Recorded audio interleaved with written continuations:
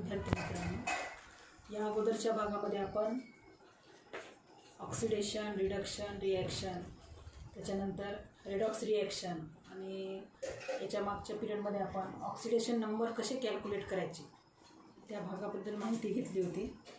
त्याच्यानंतर ह्याचं आपल्याला next point redox reaction in terms of oxidation number. आता याच्यामध्ये redox reaction in terms of oxidation number हा 11वीच्या पुस्तकातला पेज नंबर 84वरचा पॉईंट आहे.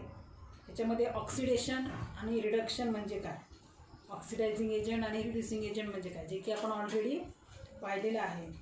ऑक्सिडेशन ज्या रिॲक्शनमध्ये होते त्या रिॲक्शनमध्ये एखाद्या सबस्टन्समध्ये जे काही एलिमेंट्स आहेत, सबस्टन्समध्ये किंवा कंपाऊंडमध्ये जे काही एलिमेंट्स आहेत त्यांची ऑक्सिडेशन नंबर वाढते. लक्षात.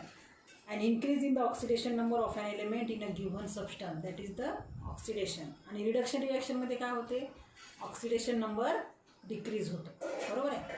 ऑक्सिडायझिंग एजंट्स म्हणजे काय, मग असे सबस्टन्सेस जे सेल्फ अंडरगोज, ऑक्सिडायझिंग एजंटचं पाहायला लागतं आपण, जे self undergoes reduction reaction but they cause the oxidation of another species, they are called oxidising agents.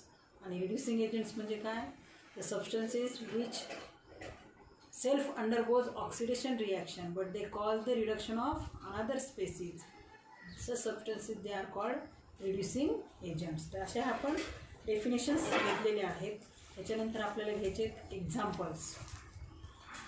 त्याच्यामध्ये बघा पेज नंबर 84वर प्रॉब्लेम 6.2 आहे. त्याच्यामध्ये आपल्याला assign oxidation number to each element in the following compounds or ions, असा एक problem आहे बघा. Assign oxidation number, assign oxidation number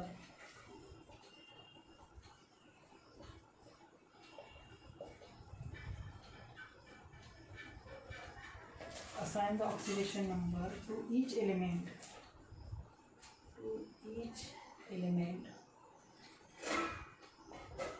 in the following compounds.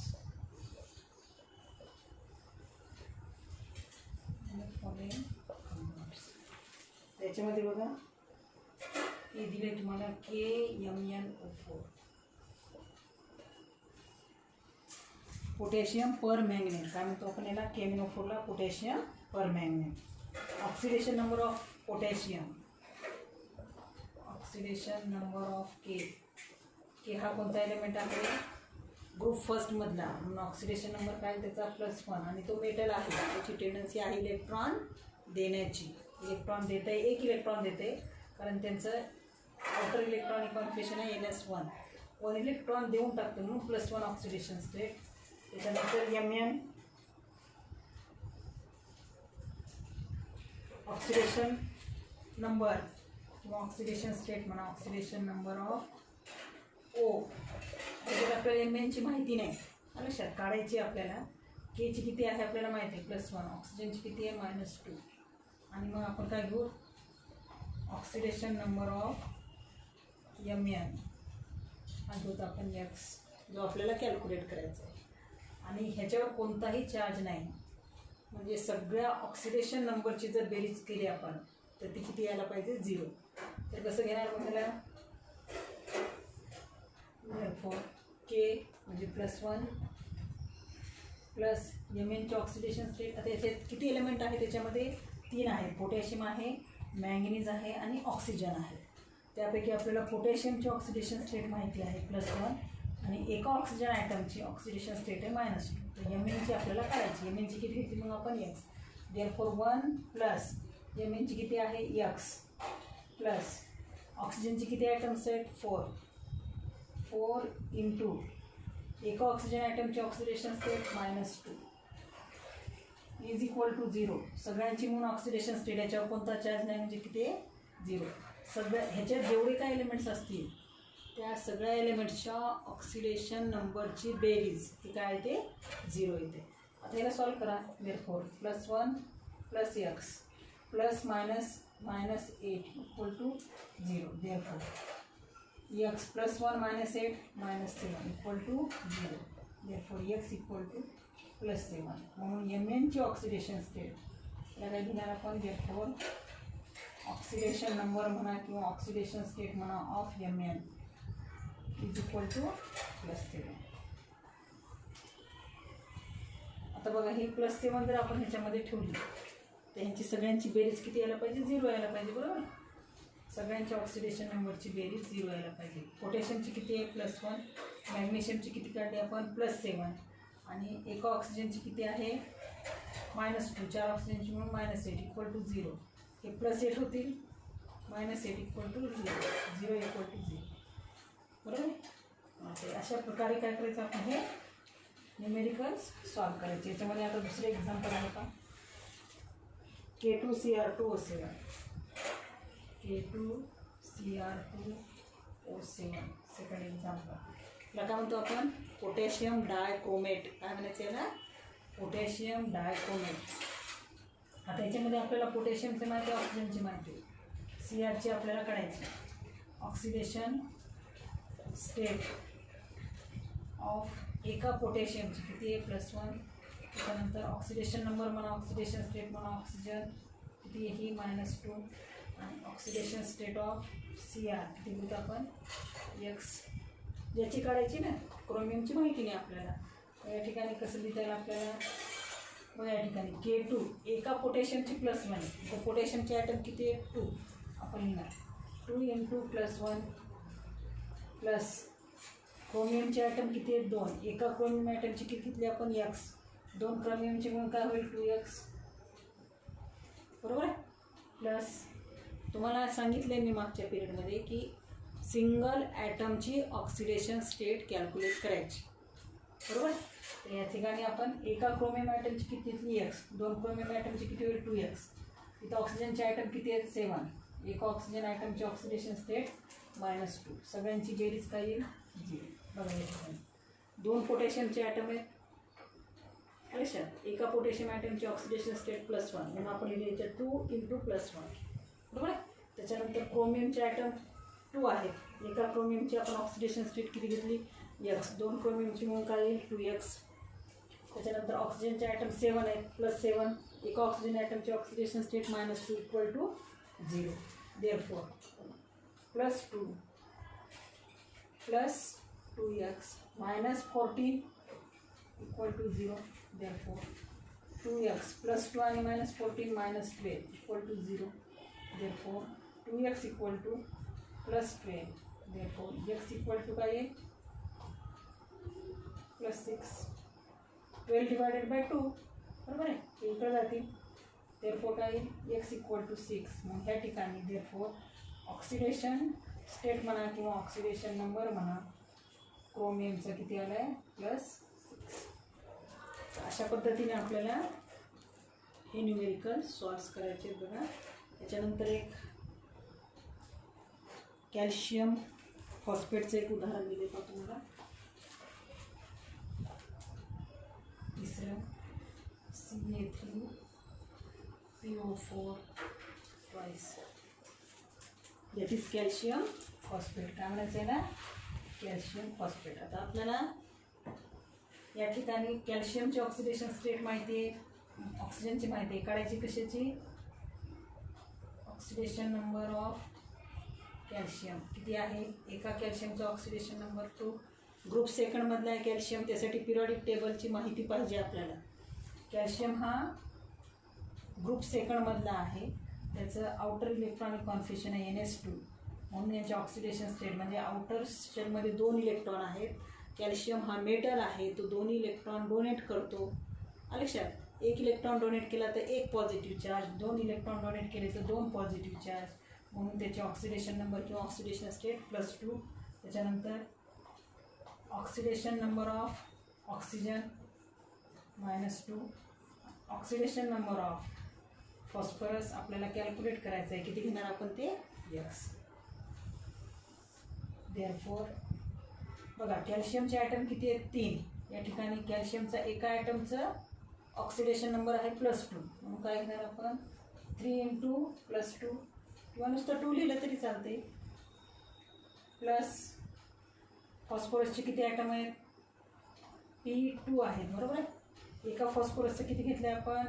आता हे कंसाच्या बाहेर 2 आहेत ना, तर हे 2 ह्या दोघा एलिमेंटला लागू पडणार. या ठिकाणी 3 एलिमेंट आहेत, कॅल्शियम आहे, फॉस्फरस आहे, ऑक्सिजन आहे.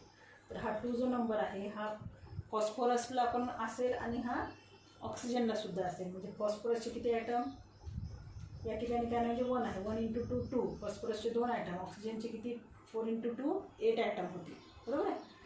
या ठिकाणी PO4 ट्वाईस, या ठिकाणी PO4 हा ट्वाईस लिहिलेला आहे. तर याचा मिनिंग काय आहे? 2 फॉस्फरसचे ॲटम आहेत आणि ऑक्सिजनचे किती ॲटम आहे? 4 2 8. आता फॉस्फरस, एका फॉस्फरसचे एक्स घेतले आपण, 2 फॉस्फरसची मिळून किती होतील? 2x 2 × x 2x प्लस ऑक्सिजनचे किती आहेत? 8. एका ऑक्सिजनचा oxidation number 2 = 0. Therefore 3 + 2 + 6 + 2x - 16 = 0. Therefore 2x + 6 - 16 - 10 = 0. Therefore 2x = +10. Therefore x = +5. Therefore oxidation number of phosphorus is equal to +5. तर हे न्यूमेरिकल्स तुम्हाला नाही घेतले तरी चालतात, पण आपण ऑक्सिडेशन नंबर हा कन्सेप्ट घेतल्यामुळं त्याचा एखाद्या कंपाऊंडमध्ये, एखाद्या सबस्टन्समध्ये हा फॉर्म्युला आपल्याला दिलेला असताना कॅल्शियम फॉस्फेट, त्याच्यामध्ये आपल्याला एखाद्या एलिमेंटचा जर ऑक्सिडेशन नंबर माहिती नसेल आणि इतर दोघांचे ऑक्सिडेशन नंबर आपल्याला माहिती असतील तर आपण त्या एलिमेंटचा ऑक्सिडेशन नंबर कॅल्क्युलेट करू शकतो. Redox reaction in terms of oxidation number, आणि त्याच्यामध्ये घेतले आपण assign oxidation number to H element in the following compound. तर अशा प्रकारे आपण हा भाग संपवलेला आहे. त्याच्यानंतर आपल्याला थोडंसं इलेक्ट्रोकेमिस्ट्रीबद्दल ह्याच्यात दिलेलं आहे बघा, तुमच्या 11वीच्या पुस्तकामध्ये पेज नंबर 88वर, पेज नंबर 88, 11वीचाच रेडॉक्स रिॲक्शन चॅप्टर सुरू केला. मी इलेक्ट्रोकेमिस्ट्री आणखी घेतलेला नाही, सुरू केलेला नाही. 12वीचा आपला चॅप्टर कोणता सुरू आहे? 11वीचा रेडॉक्स रिॲक्शन. त्याच्यात पेज नंबर 88वर पहा, पेज नंबर 88. ह्याच्यावर एक पॉईंट दिला, redox reaction and electrode potential. Redox reaction and electrode potential, ह्यावर्षी पण तो पॉईंट आहे, पण थोडक्यात तुम्हाला त्या दिवशी मी रिॲक्शन तुम्हाला सांगितली होती. त्याच्यामध्ये तुम्हाला पेज नंबर 89वर डॅनियल सेल दिलेले बघा, DANIEL, Daniell cell. Daniell cell is an example of electrochemical cell. आता हे इलेक्ट्रोकेमिकल सेल का आहेत, इलेक्ट्रोलॅटिक सेल का आहेत, हे आपण 12वीचं जेव्हा इलेक्ट्रोकेमिस्ट्री चॅप्टर सुरू होईल ना त्यावेळेस घेऊयात. रेडॉक्स रिॲक्शनमध्ये तुम्हाला पेज नंबर 88वर ही रिॲक्शन दिलेली आहे बघा. Zinc solid plus Cu++ aqueous, it gives Zn++ aqueous plus Cu solid. आता झिंकचं रूपांतर कशात झालं आहे? Zn++ आयन्समध्ये, बरोबर आहे. आणि Cu2++ रूपांतर झाले Cu सॉलिडमध्ये. या ठिकाणी Zn सॉलिड, इथे याची ऑक्सिडेशन स्टेट किती आहे? 0 आहे, बरोबर आहे, कारण तो कोणासोबतही कंबाईन झालेला नाही. या ठिकाणी त्याची ऑक्सिडेशन स्टेट किती आहे? +2. ऑक्सिडेशन स्टेट इन्क्रीज झाली, ऑक्सिडेशन स्टेट इन्क्रीज झाली म्हणजे तिथे काय झाले? Loss of electron. किती लॉस झाले इलेक्ट्रॉनचा? 2 इलेक्ट्रॉनचा लॉस ऑफ 2 इलेक्ट्रॉन्स, बरोबर आहे. त्याच्यानंतर या ठिकाणी याच्यावर चार्ज किती आहे? +2, म्हणजे कॉपरची ऑक्सिडेशन स्टेट किती आहे? +2 आहे. इथं कॉपरची ऑक्सिडेशन स्टेट किती आहे? 0, म्हणजे +2 टू काय झाली? ऑक्सिडेशन स्टेट 0 झाली, म्हणजे काय झाली? देर is a decrease in the oxidation number or oxidation state. आणि ज्या ठिकाणी ऑक्सिडेशन स्टेट डिक्रीज होते त्या ठिकाणी कोणती रिॲक्शन होते? गेन ऑफ इलेक्ट्रॉन म्हणजे रिडक्शन. बरोबर आहे. या ठिकाणी काय झाले मग? Gain of 2 electrons. बरोबर आहे. हे झाले reduction. Loss of electron, gain of electron म्हणजे zinc solid Zn plus plus ॲक्वियसमध्ये कन्वर्ट झाला आहे by the loss of 2 electrons and the reaction is called oxidation. पहिल्या पिरियडमध्ये मी तुम्हाला हे डॅनियल सेलची रिॲक्शन घेतली होती. बरोबर आहे. त्याच्यानंतर Cu++ it accept 2 electrons. Cu++ aqueous accept 2 electron and converted into Cu solid. That reaction is called reduction reaction. And therefore, this chemical reaction, total chemical reaction, is the combination of these two half reactions, that is oxidation half reaction and reduction half reaction. Therefore, this is the example of redox reaction. म्हणजे ही reaction, total ही reaction जी आहे Zn solid plus Cu++ aqueous, it gives Zn++ aqueous plus Cu solid. It is an example of redox reaction. आणि ह्या कोणत्या सेलमधल्या reaction आहेत? डॅनियल सेलमधल्या रिॲक्शन आहेत, जे की आपण 11वीला आपण घेतलेलं नाही म्हणून तुम्हाला हे घ्यायला लागले. लक्षात. झिंक सॉलिडचं Zn++ ॲक्वियसमध्ये रूपांतर होते by loss of 2 electron, that is oxidation. Cu++ aqueous 2 electron gain करते, ॲक्सेप्ट करते, त्यामध्ये 2 इलेक्ट्रॉन ॲड होतात आणि त्याचं कन्वर्शन होते Cu सॉलिडमध्ये. हे +2 चार्जेस आहेत, -2 इलेक्ट्रॉन ॲड होतात, हा चार्ज कॅन्सल होतो आणि तो न्यूट्रल होतो. त्याला म्हणतात reduction reaction. Loss of electron oxidation, gain of electron reduction. And these two half reactions, they are combined in the above reaction. Therefore, this is an example of redox reaction. तर ही Daniel सेलमधली reaction आहे जी की आपण already घेतलेली होती. त्याच्यानंतर पहा standard electrode पोटेन्शियलबद्दल माहिती दिलेली बघा. Next standard electrode potential. पण हा जो पॉईंट आहे आपल्याला इलेक्ट्रोकेमिस्ट्री चॅप्टरमध्ये घ्यायचाच आहे.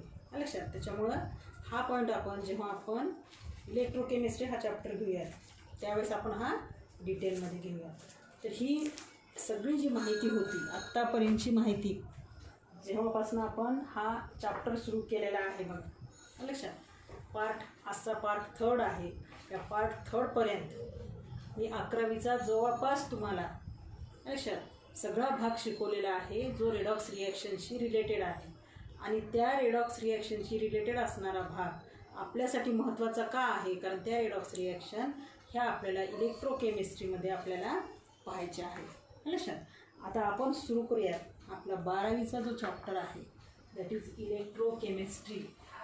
हा भाग जर काही कळलं नसेल ह्या भागातलं तर तुम्ही परत विचारू शकता किंवा मागचा व्हिडिओ परत एकदा पाहून तुम्ही तो भाग समजून घेऊ शकता. त्याच्यामध्ये बघा इलेक्ट्रोकेमिस्ट्री ह्या चॅप्टरमध्ये कोणकोणते पॉईंट यामध्ये डिलीट केलेले आहेत तो भाग आपण अगोदर घेऊयात.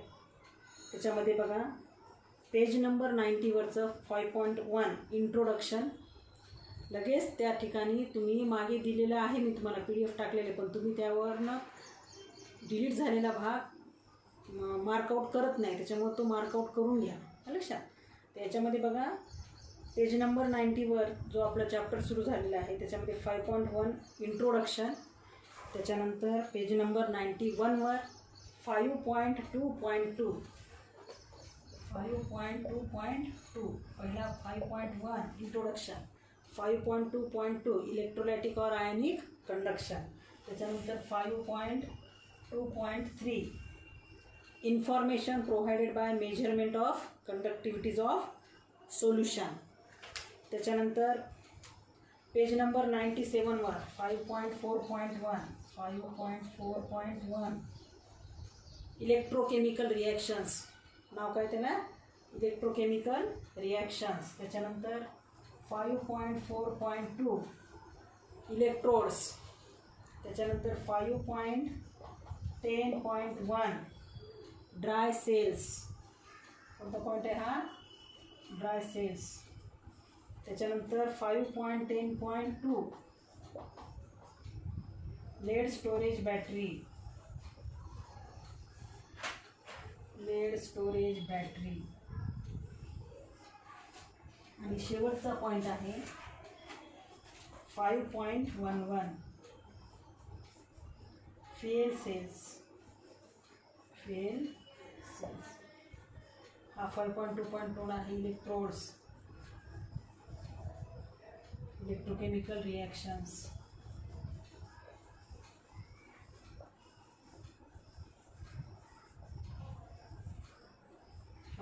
इन्फॉर्मेशन. हा थोडासा मोठा. Information provided by measurement of conductivities of solution. 5.2.2 आहे इलेक्ट्रोलायटिक और आयनिक कंडक्शन. इलेक्ट्रोलायटिक और आयनिक कंडक्शन. आणि हा भाग जो आहे तो आहे इंट्रोडक्शन. बरोबर आहे. पेज नंबर 90 हे आहे. तिकडे पेज नंबर 90, 91,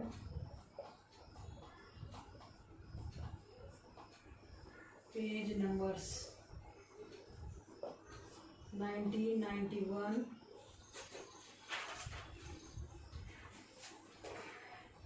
परत 91, 97, 97, 110, 111 अँड 113 हे पेज नंबर्स आहेत. हे पॉईंट कोणते डिलीट झालेत आणि त्यांची नाव.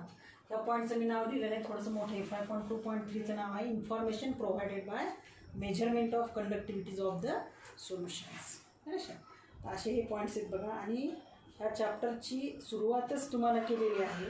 कॅन यू रिकॉल त्याच्यामध्ये दिलेलं आहे बघा. What is a redox reaction, जी की आपण ऑलरेडी घेतले. 2-3 दिवस झाला आपल्या रेडॉक्स रिॲक्शनबद्दलच माहिती चालली.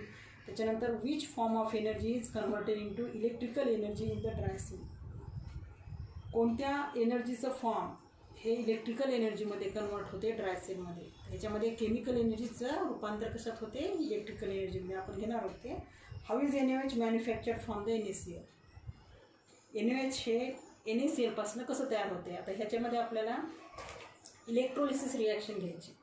त्या इलेक्ट्रोलिसिस रिॲक्शनमध्ये कॅथोड आणि ॲनोडजवळ घडणाऱ्या ज्या रिॲक्शन आहेत त्या रिॲक्शनमध्ये लक्षात OH मायनस हा एका इलेक्ट्रोडजवळ तयार होतो आणि दुसऱ्या इलेक्ट्रोडजवळ Na+ तयार होतो. आणि ह्या दोघांचं कॉम्बिनेशन होऊन काय तयार होतो? NaOH. हे आपल्याला इलेक्ट्रोलिसिस ऑफ मोल्टन NaCl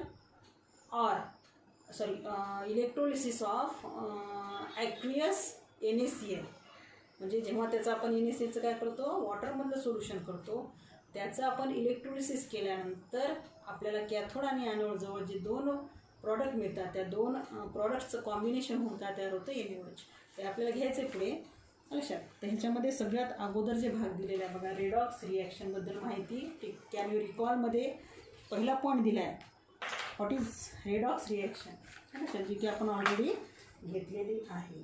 आता हे इंट्रोडक्शन आपल्याला डिलीट झालेलं लक्षात. इंट्रोडक्शन हा भाग डिलीट जरी झालेला असला तरी ह्याच्यातला कोणताही भाग आपल्याला सोडता येत नाही. जर आपल्याला पुढचा पॉईंट घ्यायचा असेल तर, समजायचा असेल तर. इंट्रोडक्शनमध्ये एक नाव दिले बघा. एका सेलचं नाव दिले तुम्हाला ड्राय सेल. आता ही अशी सेल आहे ज्याच्यामध्ये chemical reactions through electricity generate होते. याच्यामध्ये काय जनरेट होते? इलेक्ट्रिसिटी जनरेट होते. म्हणजे ह्या सेलचं काम काय आहे? इलेक्ट्रिसिटी तयार करणे, निर्मिती करणे. त्याची जनरेट करणे म्हणजे तयार करणे, निर्माण करणे. Electricity generated in the dry cell. But the electricity generated in the dry cell by some chemical reactions, and due to that chemical reactions chemical energy is converted into electrical energy. Chemical एनर्जीचं रूपांतर कशात होते? Electrical एनर्जीमध्ये होते. कारण त्या सेलमध्ये काही chemical reactions घडून येतात आणि त्या केमिकल रिॲक्शन्स ह्या कोणत्या असतात? Redox reactions. Redox reactions are taking place in the dry cell, and through that chemical reactions chemical energy is converted into electrical energy. Chemical एनर्जीचं रूपांतर इलेक्ट्रिकल एनर्जीमध्ये होते, म्हणजेच काय होते, इलेक्ट्रिसिटी त्या ठिकाणी जनरेट होते. त्याच्यानंतर आणखीन एक त्याच्यानंतरच्या पॅरेग्राफमध्ये दिलेलं तुम्हाला इलेक्ट्रोलायसिस म्हणजे काय. इलेक्ट्रोलिसिस म्हणा, इलेक्ट्रोलायसिस म्हणा. इलेक्ट्रोलायसिस ही सुद्धा काय आहे, हे एक केमिकल रिॲक्शन ह्यामध्ये घडते. Electrolysis is a breakdown of a compound into the ions and by the passage of electricity. Electrolysis का आहे, it is a breakdown of a substance or a compound and that compound is ionic compound. हा कोणता compound असतो, ionic compound होते. ह्या ionic कंपाऊंडमध्ये समजा आपण ionic compound घेतला NaCl, त्याचं ब्रेकडाऊन होते म्हणजे काय तयार होतात, त्याचे आयन्स तयार होतात. लक्षात. इलेक्ट्रोलिसिस, आता हे आयन्स जे आहेत ते त्याच्या मोल्टन किंवा ॲक्वियस सोल्युशनमध्ये तयार होतात. आता मोल्टन स्टेट म्हणजे काय, तर जेव्हा एखादा सॉलिड, NaCl हा सॉलिड आहे, त्याला आपण हीट देऊन त्याचं NaCl लिक्विडमध्ये रूपांतर करतो. NaCl सॉलिड याला हीट दिल्यानंतर त्याचं काय तयार होतं, NaCl लिक्विडमध्ये तो रूपांतरित होतो. बघा, कोणत्याही सबस्टन्सला जेव्हा आपण सॉलिड स्टेटमध्ये असताना हीटिंग देतो, that is converted into the liquid state, आणि लिक्विडला हीटिंग दिल्यानंतर that is converted into its vapour state. तसं NaClला आपण हीट दिल्यानंतर तो सॉलिड फॉर्ममध्ये आहे, हीट दिल्यानंतर तो लिक्विड फॉर्ममध्ये कन्वर्ट होतो, तेव्हा त्या स्टेटला म्हणतात मोल्टन स्टेट. बरोबर.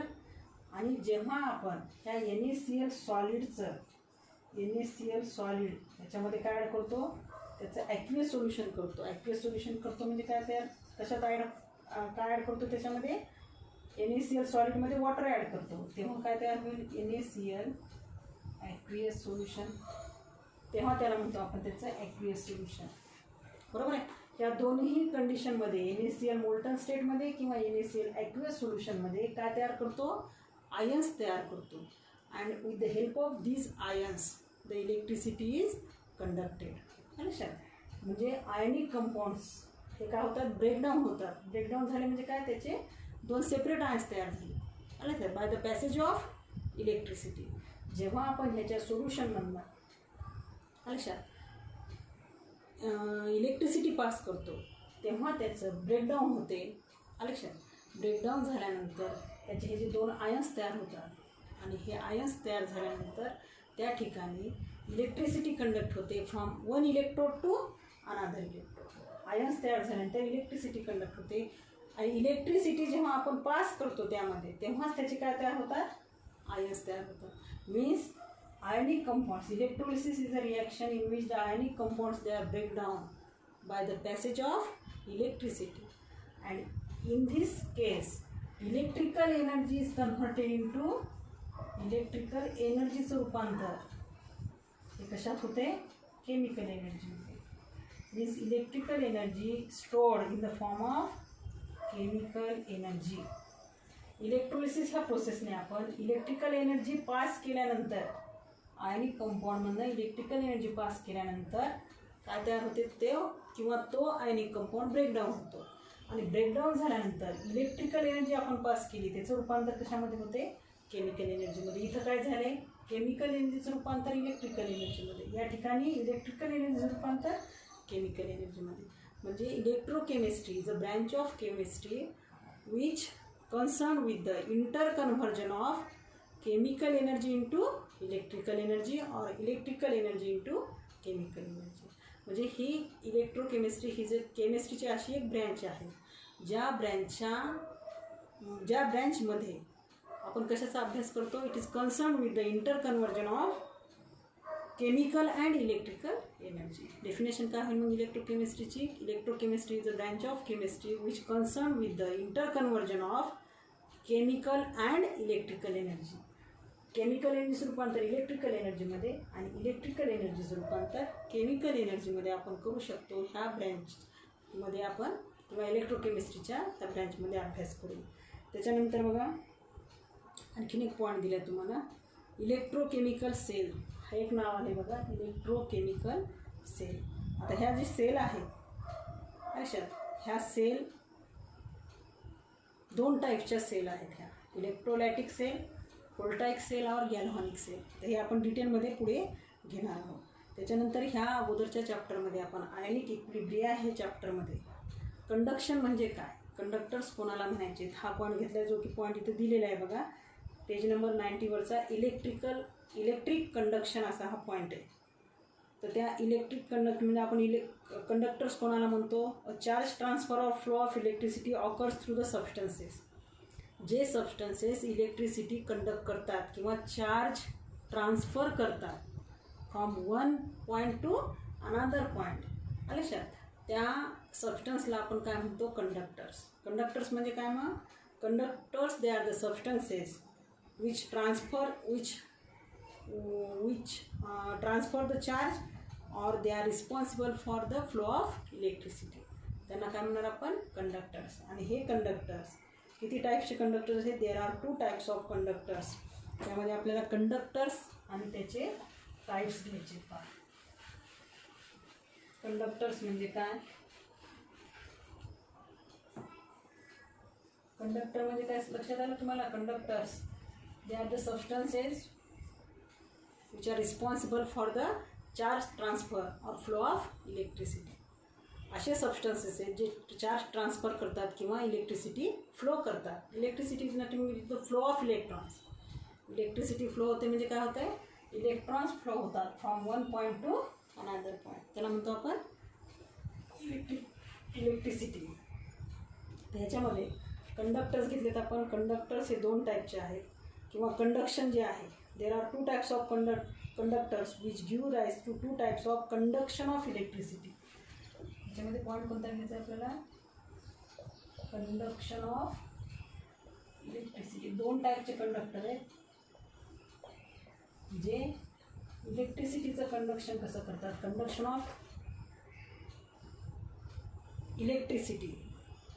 तर इलेक्ट्रिसिटीचं कंडक्शन 2 पद्धतीने येते. एक पद्धत आहे मेटॅलिक कंडक्शन आणि दुसरी आहे इलेक्ट्रोलाइटिक और आयनिक कंडक्शन. इलेक्ट्रोलाइटिक और आयोनिक कंडक्शन.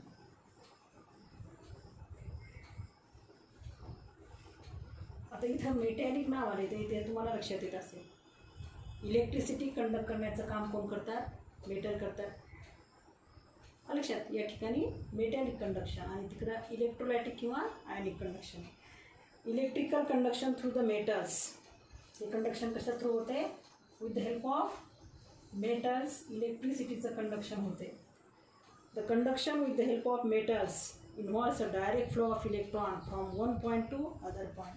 आता इलेक्ट्रिसिटीचं कंडक्शन मेटल्स करतात, म्हणजेच काय होतात, there is a transfer of electrons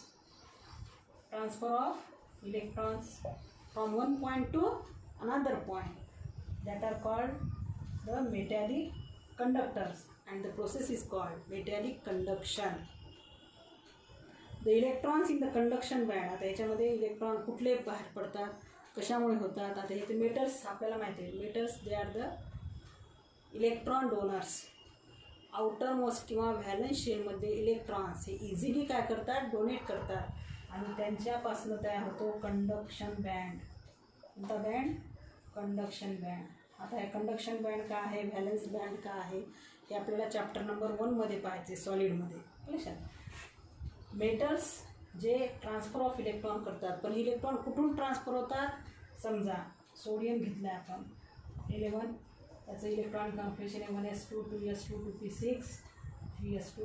तुम्हाला ऑलरेडी हे 3s1 इलेक्ट्रॉनिक कॉन्फिगरेशन शिकवलेलं आहे आणि ह्यांचं general electronic configuration group first आहे NS1. म्हणजे outer most shell, valence shell ज्याला म्हणतो आपण, त्या व्हॅलन्स शेलमधले जे इलेक्ट्रॉन्स आहेत, जे इझिली ते मेटल्स काय करतात, दुसऱ्यांना डोनेट करतात. म्हणजेच काय होते, ट्रान्सफर ऑफ इलेक्ट्रॉन होतात from one atom to, from metals to another atom. लक्षात, म्हणून त्यांना म्हणतो आपण मेटल्स थ्रू इलेक्ट्रॉनचं ट्रान्सफर होते. लक्षात, म्हणजे हे मेटॅलिक कंडक्टर्स आहेत आणि मेटॅलिक कंडक्टर्स थ्रू जी इलेक्ट्रिसिटी कंडक्ट होते, that is called metallic conduction. लक्षात. आता याच्यामध्ये दुसरा टाईप आहे इलेक्ट्रोलायटिक ऑर आयनिक कंडक्शन. आता हे इलेक्ट्रोलायटिक किंवा आयनिक कंडक्शनमध्ये it involves the conduction of electric current by the movement of ions of the electrolytes. त्याच्यामध्ये इलेक्ट्रोलाइट्स म्हणून आपण जो कोणाला घेणार आहोत, समजा आपण इलेक्ट्रोलाइट्स आता कोणाला घेतलं होतं NaCl ला, काय करते, 2 आयन्स तयार करते, Na+ आणि Cl-. कोणत्या स्टेटमध्ये करते सांगितले, मोल्टन किंवा ॲक्वियस सोल्युशनमध्ये. हे जे इलेक्ट्रोलाइट्स आहेत, या इलेक्ट्रोलाइट्समध्ये जेव्हा आपण इलेक्ट्रिसिटी पास करू तेव्हा त्याचे आयन्स तयार होतात. And with the help of these ions electricity is passed or electricity is transferred from one electrode to another electrode. The electric current is involve conduction of electric current by the movement of ions of the electrolyte. ह्या आयन्सची movement होऊन these ions are moved or these ions are transferred from one electrode to another electrode. आणि नुसते transfer होत नाही तर ते transfer होत असताना त्यांच्यासोबत काय घेऊन जातात, इलेक्ट्रॉन्स घेऊन जातात. आणि अशा प्रकारे electricity means flow of electron होतो from one electrode to another electrode by the movement of these ions Na+ and Cl-. ह्याला म्हणायचं कोणतं कंडक्शन, आयनिक कंडक्शन किंवा electrolytic conduction. The charge transfer occurs in the form of movement of ions through the molten electrolytes or the aqueous solution of electrolytes. हा एक electrolyte आहे, हा त्याच्या molten स्टेटमध्ये किंवा ॲक्वियस स्टेटमध्ये आयन्स तयार करतो आणि ह्या आयन्सची मूवमेंट झाल्यानंतर यांच्यामध्ये इलेक्ट्रिसिटी काय होते, एका इलेक्ट्रोडकडनं दुसऱ्या इलेक्ट्रोडकडे ट्रान्सफर होते किंवा पास होते. आणि मग अशा प्रकारची जी कंडक्टिव्हिटी आहे त्याला काय म्हणतो आपण, आयोनिक किंवा इलेक्ट्रोलायटिक कंडक्टिव्हिटी. आणि त्या प्रोसेसला म्हणायचं इलेक्ट्रोलायटिक ऑर आयोनिक कंडक्शन.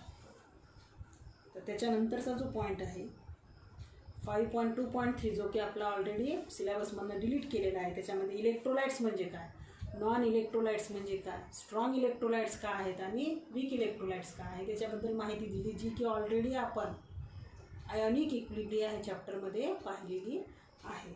आणि त्याच्यानंतरचा जो भाग आहे electrical conductance of a solution हा आपण नेक्स्ट पिरियडमध्ये घेऊया. धन्यवाद.